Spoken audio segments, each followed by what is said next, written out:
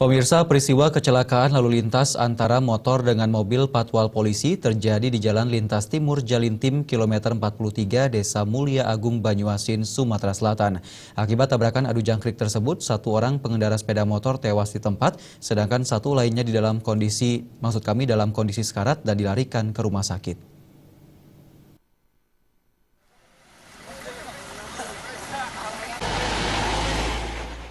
Tabrakan maut terjadi Jalan Lintas Timur Sumatera, tepatnya di kilometer 43 Desa Mulia Agung Banyuasin.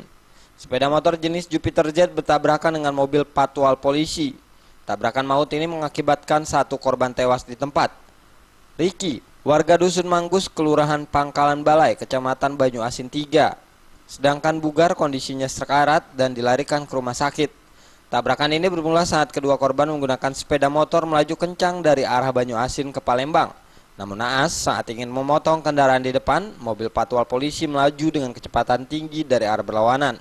Tak bisa menghindar, kedua korban langsung menabrak mobil patwal polisi.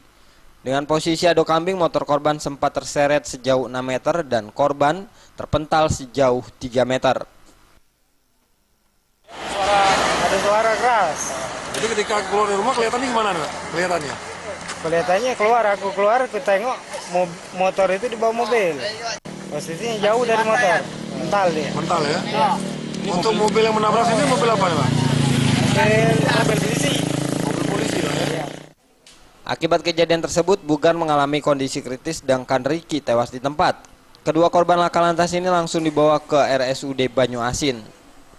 Korban Riki yang tewas di tempat dibawa keluarga pulang untuk disemayamkan, sedangkan Bugar mendapatkan perawatan intensif. Nah, keadaan mobil tadi kan mobil polisi yang nomornya. Nah, iya mobil polisi. Lalu yang muat mobil tadi ya, yang muat motor si korban tadi ya. Nah, itu mobil polisi. Sampai ini kan nggak tahu dibawa kemana kan? Yang motornya? Iya, motornya. Hingga kini peristiwa laka lantas ini masih dalam penyidikan jajaran Satlantas Polres Banyuasin.